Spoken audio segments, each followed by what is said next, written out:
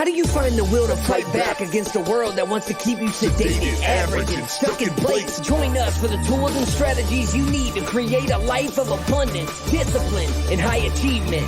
This is the Tactical Empire with Jeff Smith.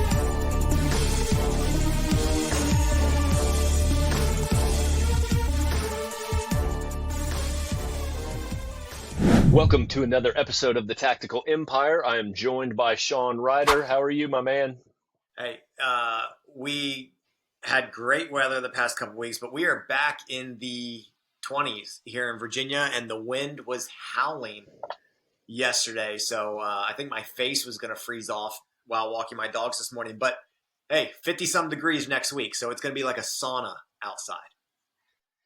I need you guys to DM us that listen to these. And are we driving off our audience talking about the weather in the first 2 minutes every time? I feel like a bunch of old ninnies. The thing is you're getting on with a t-shirt and I'm getting on with a hoodie. So it's the first thing I see when you're like 3, 2, 1, go. Shawn, what's up? And I'm like, I'm fucking wearing another hoodie. Like, it's cold. I was just shirtless outside working out. So I can, yes, I'm having better weather than you. Yeah, I'm good, man. Life is good. I mean, I was thinking it was the end of Q1 the other day, but we're only coming up on the end of month 2 of Q1. But, you know, we're making moves, so we're ready to rock. How are you? Oh, man, I'm hyped, dude. I talked your ear off for fucking a half hour before we even got to recording, telling you all the shit I've got going on. So I'm happy. We're making moves. We're doing good things for people and helping people out. And like the Tactical Empire is coming along. And so I'm happy with everything that we're doing. I didn't tell you this. I don't know if he called you, but yesterday out of the blue, one of the guys in the inner circle called me randomly in the afternoon, which doesn't happen too often. So I picked up and he simply told me that he bought another business. And it came because about 3 months ago, he was texting me about allocating more time doing contract work for another company. And I basically had to have like a come to Jesus moment with him about not building someone else's shit. And I said, use your skill set on the business you already own to go gobble up one of the other ones down the street from you. And I mean, kudos to him. Like, he put pressure back on me and he asked really good questions and kept like diving deeper. And then a couple days later, he's like, I started a conversation. So now here we are 3 months later. He handshake deal yesterday. They got to sign some paperwork and he's buying another business for $20,000 out of pocket. Man, I love to hear that. And and it's like what Jeff has been telling these guys is like, then obviously you own real estate, I own real estate, but some of these guys, right? Like, they have such a unique skill set and they have such a good opportunity in their local town to buy other businesses for cheap that have such a higher potential ROI.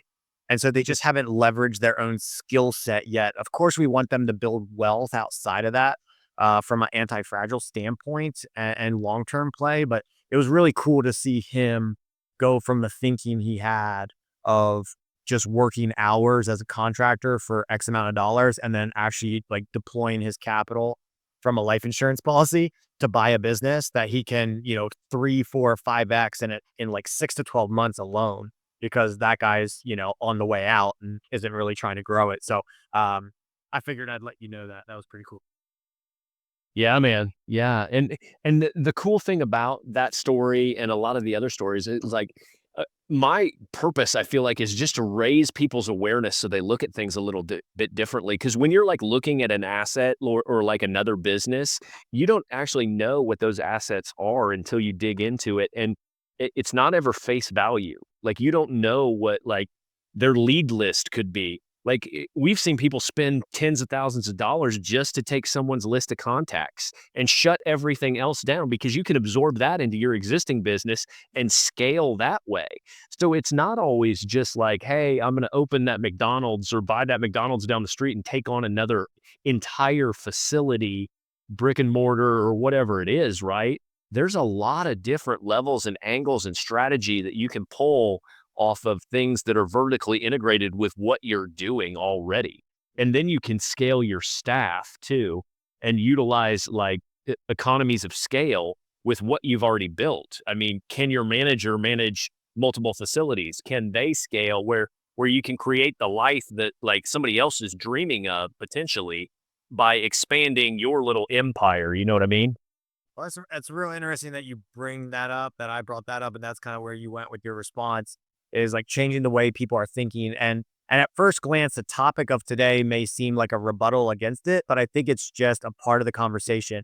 And there's a book that you and I recommend to pretty much every small business owner. It's one I've been recommending for years. And the reason why I like to recommend it, one, it's a great book, obviously. Two, it's a book that no one else recommends ever. When you see these posts on Facebook or post your favorite business book, like you'll never see this book on the list. And the book is Company of One by Paul Jarvis. I forget what the subtitle is, but it's just about like not necessarily needing to be the biggest fish. And so one of the biggest takeaways I took from this book, we're just going to kind of talk about some of the things we learned from this book. Company of One does not necessarily mean that you are the only person in the business, regardless if it's an employer or contractor. It just means a company that is focused on defined growth. And that's the phrase that he uses early on. He's like, I'm against growth at all costs with no purpose. He says that if you're going to grow, you should define growth and define the why behind the growth for it. So I actually want to pose a question to you first, Jeff, is out of all the quote businesses that you run, and many of them are just LLCs that hold real estate, but of all the things that you run, how many pure employees do you have?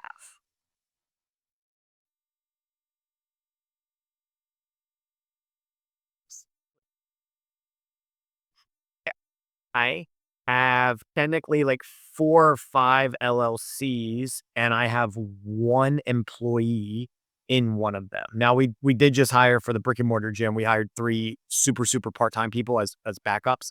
But we have 1, like this is their full focus job employee. All the other businesses I run either have a partner, an equity partner, or it's contract work out to other professional businesses that specialize in a given area. And so what that has allowed me to do is to simplify the things that I personally focus on and stay in my lane and let other professionals do their thing. And that's a lesson from Company of One, is like small businesses, as they grow and scale, they always believe that they have to bring in a person to be an official employee to get where they need to go. And I think especially in the year 2025, that's certainly not the case anymore. So Company of One for me, it was define growth as opposed to just defaulting to growth. So I think defined growth is greater than default growth, because with default growth, you could be going 1,000 miles an hour, but if you're going in the wrong direction, like you're getting nowhere fast for sure. And then it was making sure that you dictate when and how to hire with like inside of the company versus just using professionals. When you read the book, what was some of the things that kind of stuck out to you, whether it reinforced how you've been doing things or kind of tweaked your philosophy on some things? It definitely resonated with me, and the reason that it did is because I've been toying with writing a social post about this, but like I think that the the growth for the sake of growing is what I have bristled against. I think for a long time, I think we've been involved in some other organizations where it was just like this is the natural trajectory of things, and you should just grow, grow, grow. Whereas I came in with kind of an antithesis statement to that, like you need to figure out who you are and what you want. And so that book kind of clarified that, is like clarity is what you need. And the social post that I was talking about writing was uh, it is perfectly in alignment with what you're talking about in the philosophy of that book, but it's related to real estate. We all come into real estate and we think we need to scale and grow and we need 1,000 doors. And the clarity of who you want to become as an investor is far more important than like just growing, growing, growing for the sake of growing. because you will add complexity that's potentially unnecessary to reach your goals. So, like, let's say you want to make $10,000 a month in the real estate game. Like, you could do that in a variety of ways, right? It's the same thing with a business. Like, if you understand where you need to be, you can work backwards from there with the least amount of complexity possible. Because, like, I live a nomadic lifestyle that dictates that I can't really have a lot of complex parts, right? I can't go to board meetings with my 10 staff members every single day and start to stand up. I mean, I could, but that would take away from what I'm trying to do, right? So, like, there's people that have 10 paid off properties that they have just worked to pay off, and they're making that $10,000 a month. Or you could have 100 properties that are leveraged that are paying you $10,000 a month, right? Which one do you think is more simple? The 10 properties, of course, right? And so, like, the same thing is in business. I'll tell you what it reinforced for me is that, like, I think we're on the right page on what we're doing with the Tactical Empire, because, like, and philosophically where I'm at with businesses, because I seek out, like, strategic partnerships more so than I seek out, like, employees, because employees have to be managed. Strategic partnerships, and I'll define that. I seek out somebody that is in the field that I need assistance at, okay, with my business, right? And then is there a way that we can become mutually beneficial to each other? And then I do something good for them, they do something good for me, or they become my subject matter expert. And so they do contract work for me so that I can refer them more people. Therefore, I am their product exemplified. I'm their front facing customer. And then I can refer people back there and put a pipeline together that is mutually beneficial. And that's what I do with most of that's why I have no employees. We have a contractor within the Tactical Empire that we pay to help us. He's an assistant and also a marketing specialist. And so he's fantastic. That's contract labor. Every other thing I have that I communicate with regularly is all strategic partnerships. I mean, you're my business partner. Every other person that we are aligned with within my businesses and within my organizations and LLCs, they're commission-based partnerships, or they are just some other strategic partnership where, like, we exchange money back and forth for value, right? And so and I think that type of relationship often works out better because of what I discussed on the way in.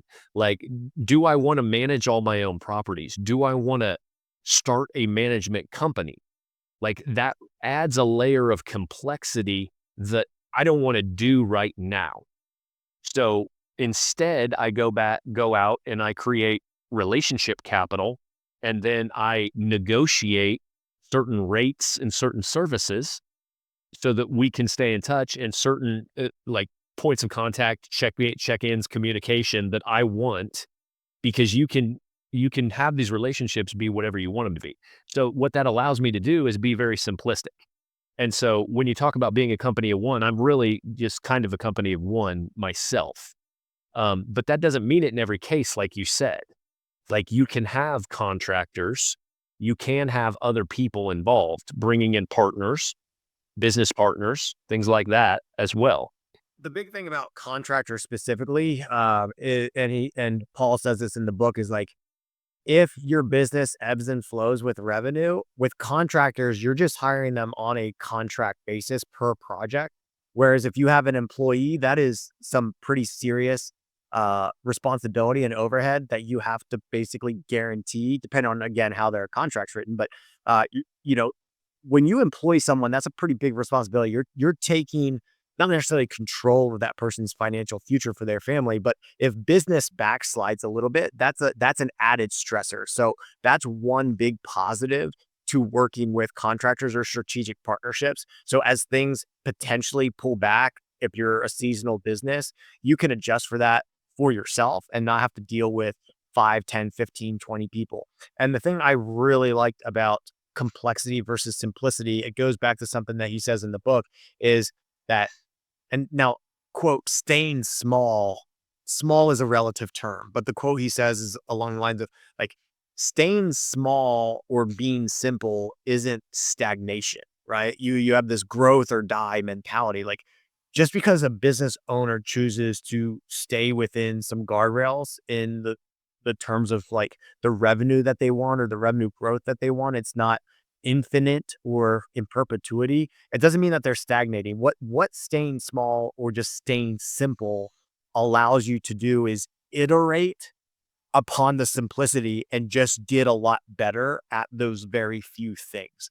And so like this is something to use the new brick and mortar gym business Metabolic is like we've outsourced freaking everything except for the on the floor coaching and my organic social media, because organic social media is what I love. So it's kind of like my strength zone. So I have no problem doing that.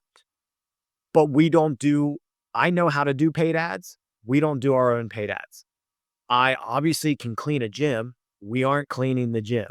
We're not restocking. This is the first time out of 13 years of owning a gym that like we hired Cintas to come in once a month and refill the toilet paper, the hand sanitizer, the air fresheners, the paper towel. Like there's just so many things that I don't have to think about because we hired other businesses to do them. And personally speaking, it's a lot easier for me to hold a business that I'm paying accountable for the results than an employee. I'm just gonna be frank with you. As a leader, like that's probably my downfall is like I give people the benefit of the doubt and I don't want to like overhold people accountable on a short term. Oh, they're backslide. Like everyone's got bad days, but like it's just a lot easier for me to like call up the marketing company and be like, hey, send me the metrics and tell me your opinion on them and why they're better or worse than last month. Right. Super easy for me to do that. Super easy for me to text the cleaner and be like, hey, we've noticed that there's a sticky residue over by this area. Are you guys dumping something? You know, like it's just way easier for me to do it that way. So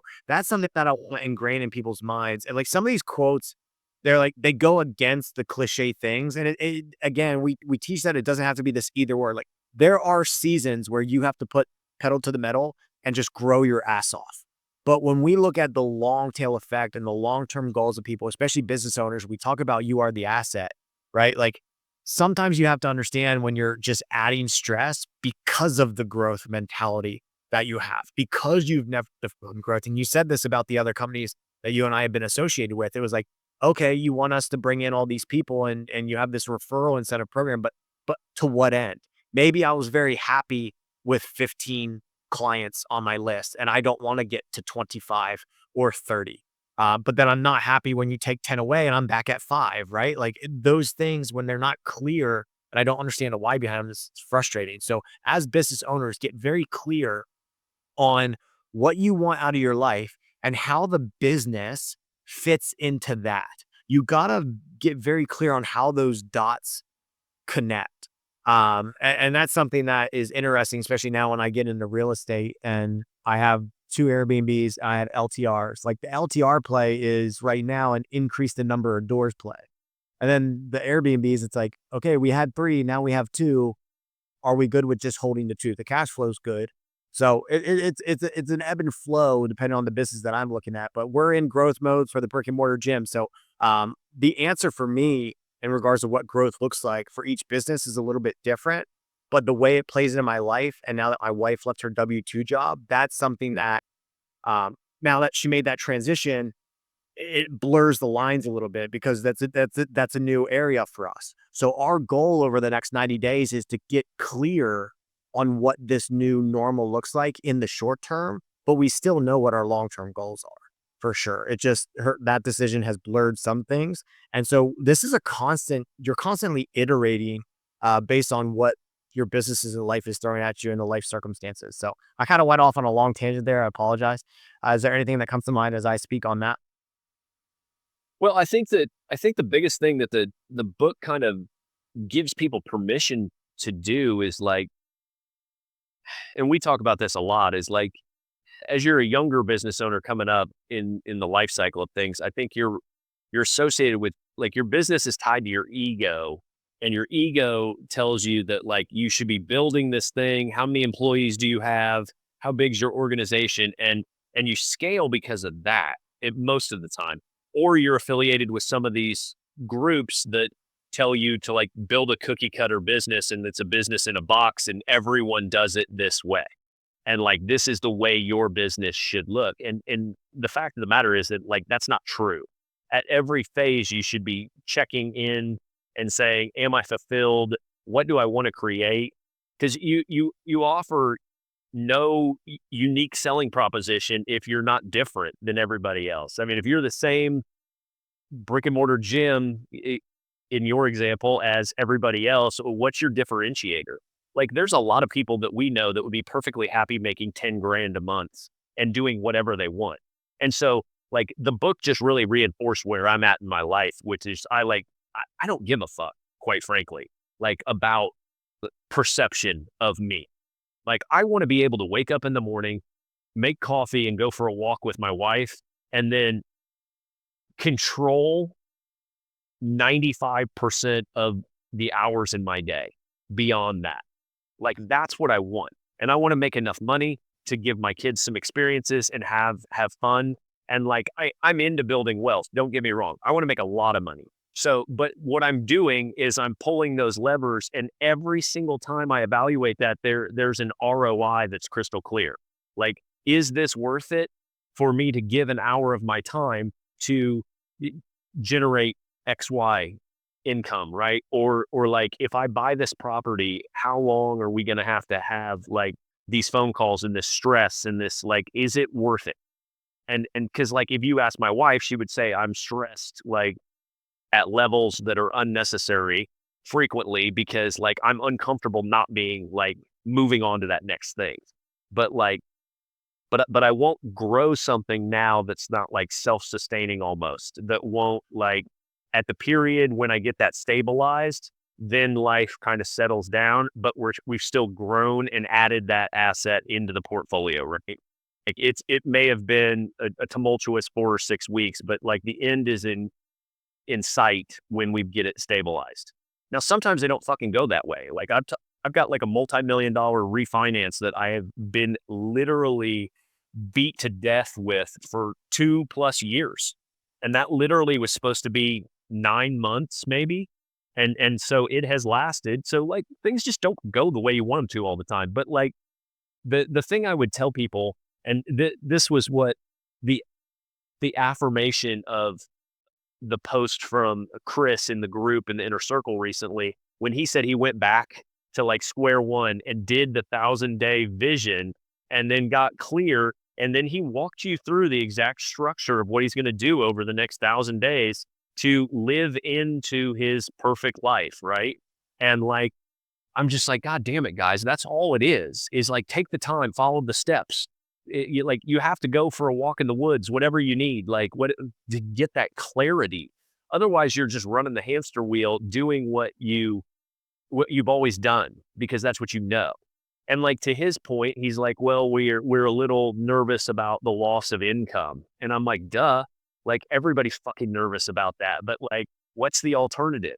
Like, okay, you could make this amount of money for into perpetuity, right?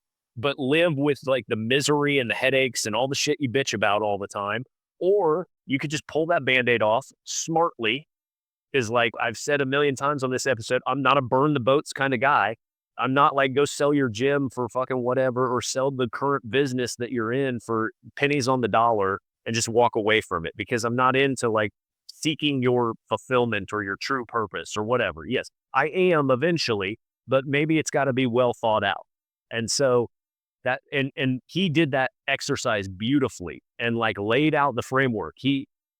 The gentleman that we're talking about is going to move. He's going to downsize his home in one location so that he can save money for a period of time and then have a second home in another location so that he can split time in 2 areas to live. And like, that's how you get things done. It's maddening to me when you speak to people and they're like, this is what I do. And like, I can't change any of these variables, but I want to be here. And I'm like, that's not how it works, motherfucker. Like Yeah, and I think sometimes people make it seem bigger than it needs to be, or the reason needs to be bigger than it needs to be. Like, for example, me and my wife have taken a hit on income when she walked away from the W-2 job, like great benefits, great income.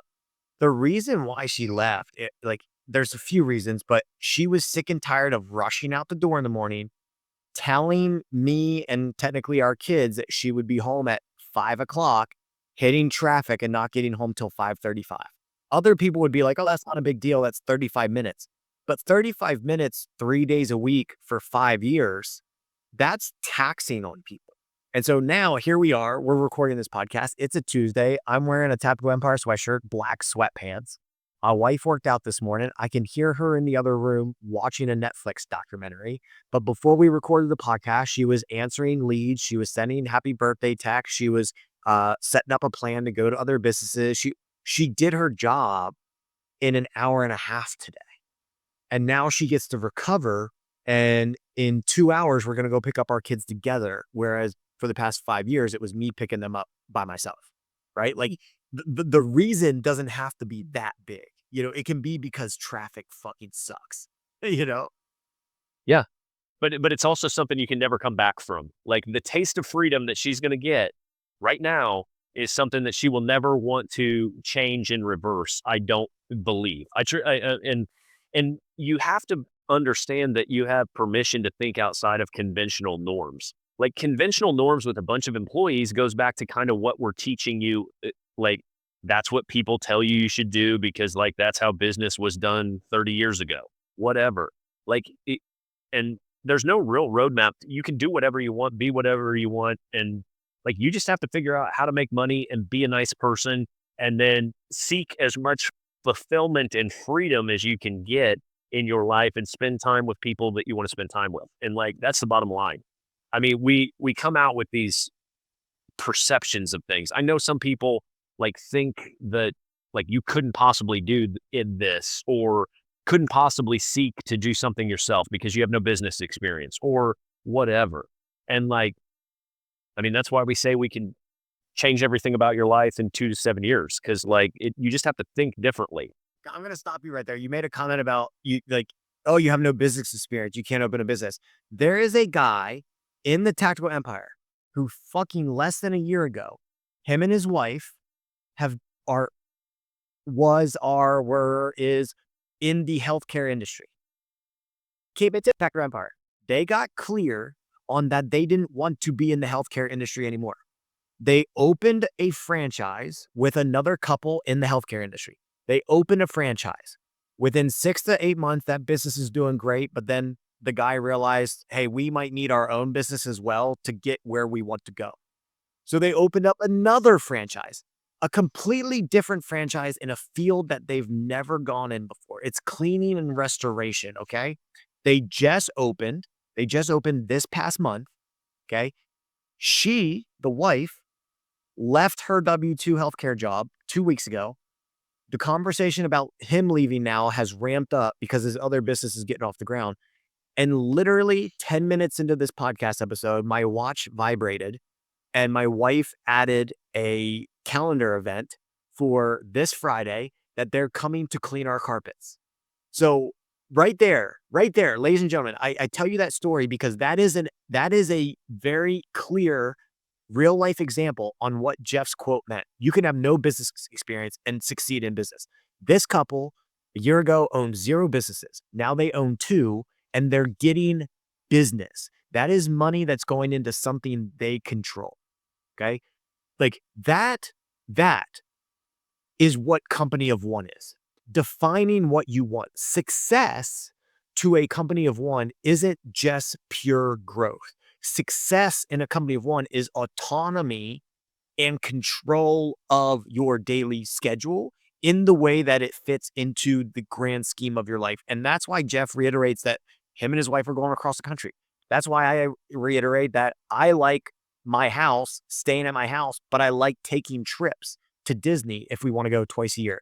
In 2 months, we're going to be in Blowing Rock, North Carolina for App State JMU baseball game. While on a trip last week, we booked our beach vacation for September. And we purposely booked the beach trip to be the second week that school starts. So there's no other millions of families at the fucking beach, right? Like we don't have to fight. We don't have to fight for the July 4th weekend for the homes that we want to stay at because we have some flexibility. Our kids are still in school, but I'd rather have my kid miss 1 week of school and go to the beach later on in the summer when it's not overly crowded with traffic and a ton of people on the beach. So this, like, not to toot Jeff and I's own horn, but like what we teach is what we have done and what we continue to do. We still have arguably more opportunities than most people, but we have to be very strategic and strict about what we say yes to. And Jeff has said that not only on this podcast, but other podcasts, because he's probably more of a squirrel than me. He wants to move on to the next thing, as he said, but he's got to put it through that filter first because he's built what he's wanted and he can't do something that's going to take him away from that. But that's why we say the money is the easiest part. Because like guys come into the group and they're like, I need more money. I need more money. And like, you need a shift of a mindset so that you can think outside the box like that couple did that you're discussing. Like, and then once you show them what's possible, like, let's say you can show somebody how to make $500 extra a month with no time potentially. Like once you do that, you have given them the gift, the ultimate gift. Because like that's where I'm at in my life is like I sit there and I get to choose how much money I want to make eventually. Now I could get super irritated and super anxious and like be like, it's not enough, it's not enough. But like strategically, I can see like if I do this move, like that'll add us another $1,000 a month. Okay. But it's no time investment. Or if I invest time in it, maybe it's $5,000 a month. But do I want to do that? Is there a trade-off? No, I'd rather do the $1,000 a month for zero time. And then it's just like compounding interest type thing. You just stay on it over time and you can see the trajectory of wherever you want to be. So like, then it's just about identifying assets, cash flow assets. Do I need another franchise? Like the gentleman that you're speaking about came in a partnership. So they hedged their risk because they brought in two couples to do it because they were probably a little scared. If we got him on the podcast, he was probably like, we'd all had jobs our entire life and steady paychecks, and the whole thing gave us a little bit of pucker factor. So having someone with us to hold our hands made us feel better. But then when the fucking first checks started coming back and they were split 25, 25, 25, 25, that didn't feel so good. So then they said, hey, okay, we figured it out. So he got that first $500 that I'm talking about. So he was given the gift. And then he's like, all I have to do is go out and get a couple more of these to meet our metric, right? Whether it's 10 grand a month, 5 grand a month, 50 grand a month, the map has been laid now. You see how to do it. And that's what we're doing. That's what we're doing in the group. And then when someone else does it like him, we have him come back as a test case and show everybody the thought process that he went through, the asset classes that he utilized to do it, and then share in the numbers. So we can figure out, is that something that fits into us? Do I want a franchise? Do I want a franchise for that amount of money? What's the investment? Like, so we have transparency and that type of stuff so that we can figure out what fits into our sandbox. I love it. Right? Yeah. Build that sandbox and put the type of sand in it that you want, man. I absolutely love that book. It's something that I probably need to tap again. I've read it at least 5 times. It's on my home office desk. I was cleaning off my desk yesterday. I saw it sitting there and it reminded me that I wanted to pick it back up and splice through it again. So, Jeff, this is for such a little book, we created a over 30-minute podcast episode on it. So this is one that I'm certainly going to share with the masses, as you and I are friends with a lot of business owners that are probably pushing harder than they need to push for something they may not necessarily need, or people that have been burning the candle, potentially working for someone else, and they're only one decision away from owning their own company. And if they go that route, define what it is that you want and how does that business play into it. Jeff, send the people out. The book is Company of One by Paul Jarvis. Let us know if you read it. Jeff, send them out. Yeah. hit us up, guys. If you read that book, I want to know your feedback. I appreciate it. It should open up some pathways of thinking that's a little unconventional, probably. And let us know what those are. You can hit us up on Instagram, DM us. We're at the Tactical Empire on all platforms. You can, if you can subscribe or like our YouTube channel, that would be awesome. We appreciate you guys. We put out a ton of content over there, and let us know if you need anything. Have a great day.